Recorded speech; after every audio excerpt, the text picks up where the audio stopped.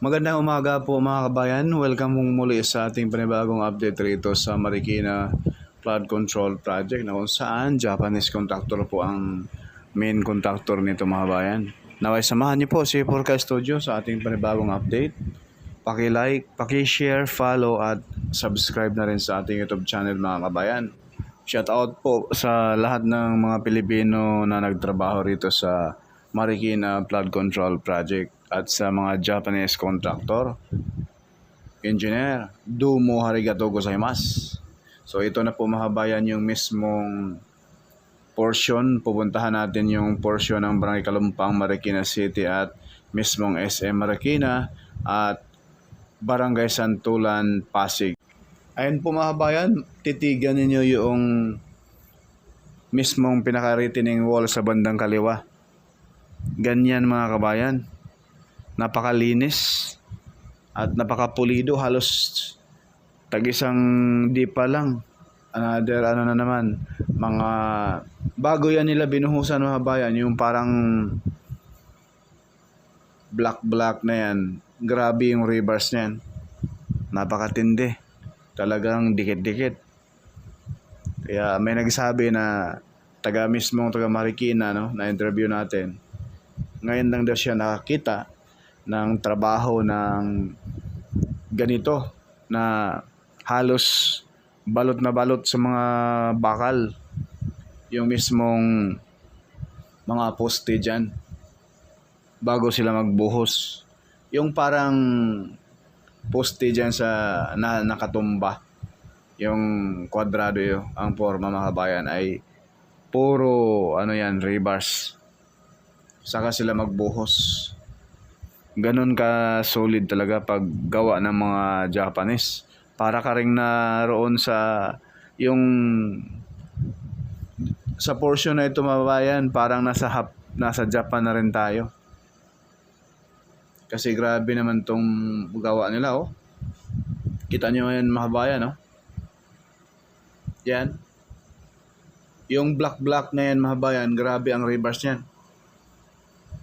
Yung parang poste.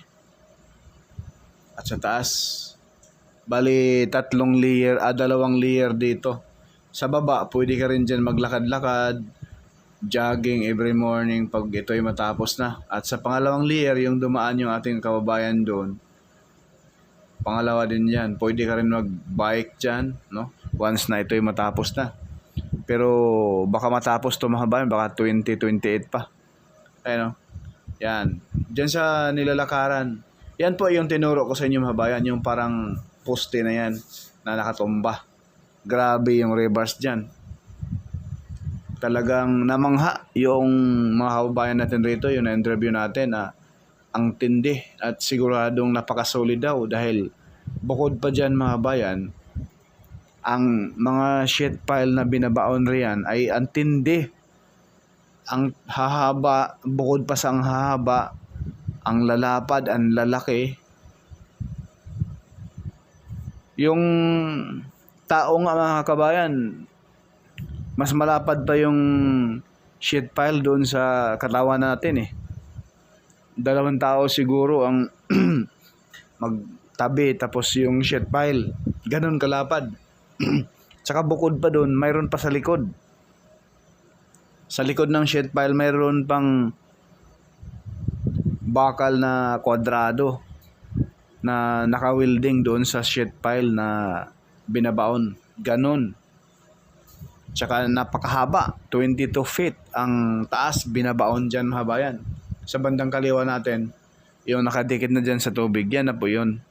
Tsaka may sa taas ng sheet pile, mayroon siyang buhos at bago nila buhusan, welding muna yung mga rebars doon. Antindi. Tsaka yung mga tubig sa mga kabahayan, bago matapon rito sa Marikina River, sinasala muna. Pero yung mga basura na nagsilutangan dyan sa Marikina River mga bayan ay hindi na yan galing dito sa mga kabahayan sa Marikina. Dahil sinasala na yung mga tubig bago itapon dyan sa Marikina River. Kumbaga, yung mga basura nagsilutangan dyan, ayan po, medyo may baha ngayon. dahil naka na ang ulan. Posible galing sa taas yan, galing sa Antipolo, Rizal, inaanod na rito. Kaya sa mga kababayan natin dyan sa Antipolo at Rizal, no, yung nakatira sa tabi ng ilog, baka naman huwag naman tayo magkalat. Nakakahiya sa mga engineer ng mga Hapon tumitingin. Kaganina mga kabayan ay tinuturo ng isang engineer na Hapon yung mga basura na naglutangan. Dahil medyo tumastaas ang tubig ngayon. Dahil po, ayan may baha nga na sobrang nakakahiya po. Sana kung mga bata man ang nagtapon sana ay turuan ng husto saan itapon yung basura. Mayroon namang garbage truck collector, pwede naman doon itapon mga kabayan Huwag lang itapon. Ayan nagsulutangan sa bandang kaliwa natin sa ilog. Hindi ko na lang talaga pinupokus. Sobrang nakakahiya. So ito po, dito mga kabayan posible dyan maglalagay sila dyan ng sa laan ng tubig kasi sa bandang kanan ay andyan na po yung parang drainage galing sa mga kabahayan dyan, bagsak rito sa Marikina River mismo. So kaya medyo nahuli yung portion na yan. So forward tayo sa unahan, ayan, masisilayan na po rito ay talaga naman ang tindi. Ayan napakaganda tingnan mga bayan. So ang portion na ito ay Barangay Kalumpang, Marikina City po ito mga bayan. Sa bandang likuran natin, andyan yung mga kabahayan. Napakarami. Pakiusap naman po mga bayan, huwag po tayo mag-skip sa ads na napakalaking tulong na po yan ni Paul kay Studio. Hindi man sikat, pero nag-aabot naman ang balitang tapat. Sana all.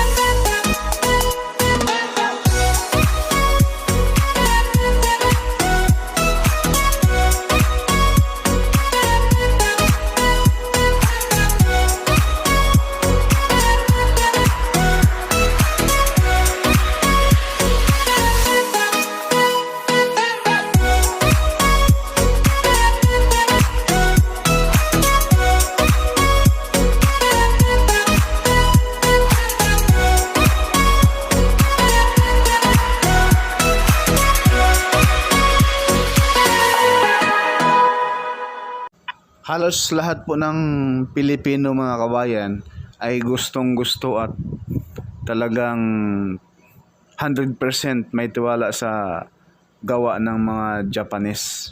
Ito po yung mga comment po sa ating mga kabayan. So ito po yung mga nag-comment mga kabayan. Talagang gustong-gusto ng ating mga kabayan na Japanese contractor na di umano ang magtrabaho dapat sa mga infrastructure sa ating bansa, lalo na pa kapag gobyerno. Kasi pag sangay sa gobyerno ang magtrabaho, sigurado ilang buwan lang sira-sira na naman agad at napakapangit yung gawa. So mabasa po ninyo mga kabayan sa ating mga comment section, sa comment section, no, yung mismo mga hinaing ng mamamayang Pilipino na talagang sawang-sawa na sa mga gawang local contractor. Ito po mga kabayan, no, ipakita ko po sa inyo yung gawa ng local contractor. Ito po mga kabayan, ang gawa ng ating mga kabayan na local contractor. Talagang masakit sa mata. Imbes kabayan mo, yan pa yung magpapahamak sa'yo. So ayan na po yung mismong gawa. I-compare nyo po mga kabayan. Kayo na po ang humusga. Ayaw ko na mag-comment para baka maano pa sa atin. Ayaw kong makasakit sa kapwa nating Pilipino. Pero yan ang katotohanan. Dahil tayo ay nag-vlog, wala po tayong kinikilingan. Kumbaga binabalita lang po natin ang katotohanan. Ayan po mga kabayan yung mga Japanese contractor na gawa. Talagang antindi. So, hindi rin po natin alam yung local contractor kung yun nga, narinig natin sa social media yung hinuhuli ng mga local contractor na yung project pala ay binabawasan minsan ng mga politiko na 30%, minsan 25%. Ganun po mga kabayan. Kaya hindi rin po natin masisi yung mismong mga local contractor kung bakit tinitipid rin po nila yung mga materials at talagang sobrang kawawa yung project. Siyempre ang contractor kikita rin yan, may pasahuran pa sila, may mga materialis pa. So talagang maging kawawa ang mismong project mga bayan. Kaya yung mga infrastructure sa ating bansa, wag po tayong magtaka na minsan kahit katatapos lang na semento, makinis yung daan, makinis yung kalsada, binubungkal. Tapos doon sa unahan, andon yung mga lubak-lubak, andon yung mga sira-sirang kalsada, hindi nila ginagawa. Talagang nakakataas ng dugo.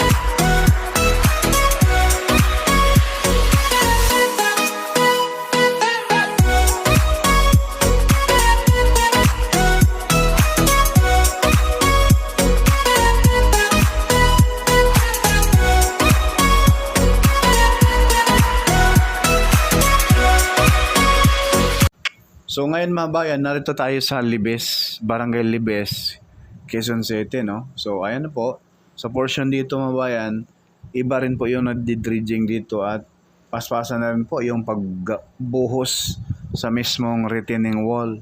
Sa bandang left side natin, ayan na po mga bayan, namumuti na po yung retaining wall dyan.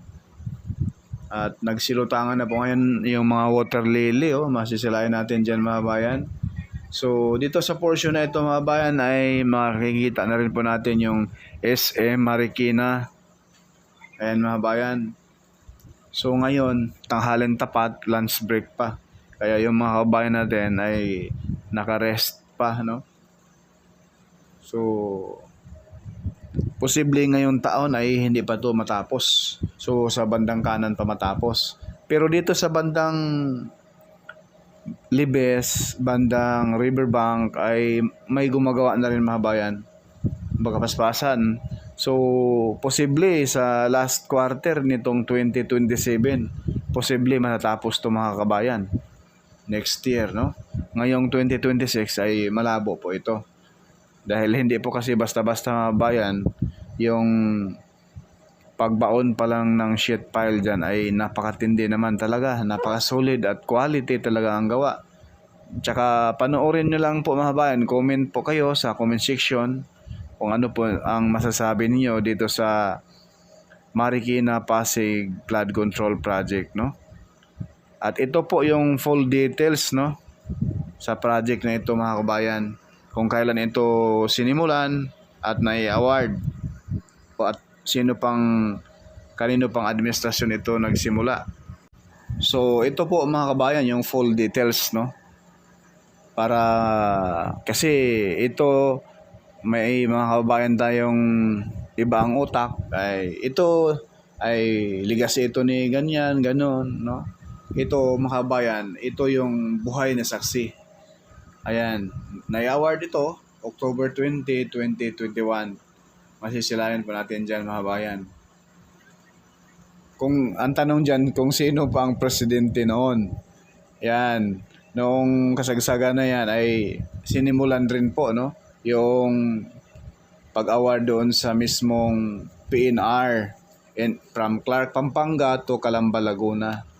So, ang dating presidente, si Duterte, siya yung talagang naghanap ng magpupundo, sinong bansa ang magpupundo nitong project na ito, pati na yung PNR, NSCR, pati na yung Metro Manila Subway, no? So, napakaswerte ng administrasyon ngayon dahil nag-aantay na lang na matapos, pero posibleng hindi pa matapos iyang Metro Manila Subway. Posibleng sa susunod na Pangulo mga kabayan. At makikita naman po natin rito na talagang dyan pa lang sa pagbaon ng mga sheet pile ay napakatindi. Ayan sa taas na yan mga kabayan, sa ilalim. Talagang quality ang Japan gumawa, kaya mahal na mga Pilipino. Kita nyo yung mga infrastruktura sa bansa ng mga Hapon mga bayan ay napakatindi. Talagang solid. Kaya yung project nila rito, kung gaano katibay yung mga infrastructure sa bansa nila, bansang Hapon, ay talagang dito rin nila dinala sa Marikina River, no?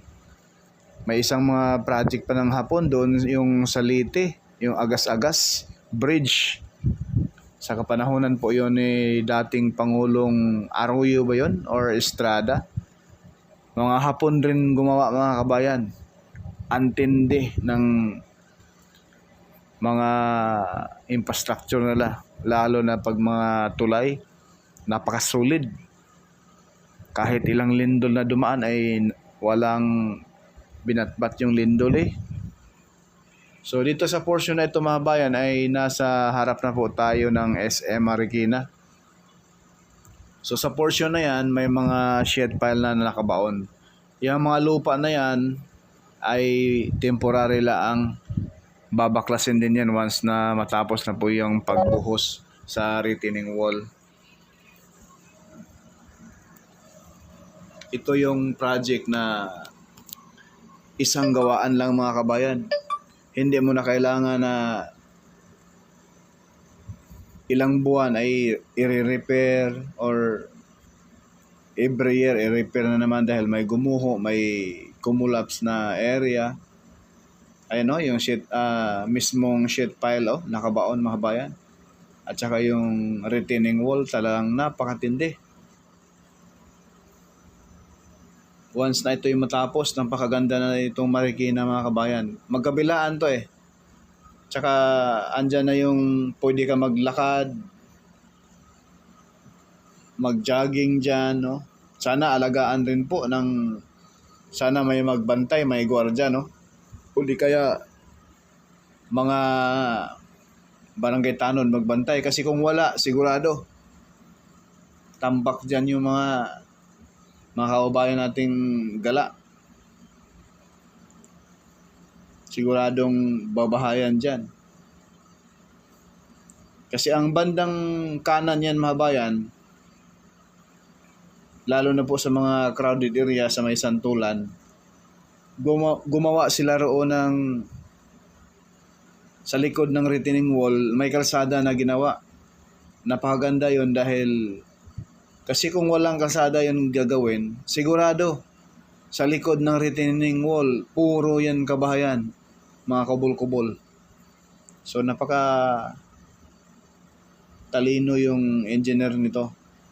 Nang sa ganun ay wala nang makapagtayo ng bahay gilid dyan sa retaining wall dahil sinimento din nila mga kabayan. Maganda talaga yan na mayroong gwardya. Bawat kunyari, saan sakop sa Marikina, ang taga Marikina City mismo, maglagay dyan ng magbantay. Or side sa Pasig, taga Pasig mismo ang maglagay ng magbantay dyan. So yan lang po muna mga bayan yung ating update. Porka Studio hindi man sikat, pero nag-aabot ng balitang tapat. Maraming salamat and God bless sa lahat.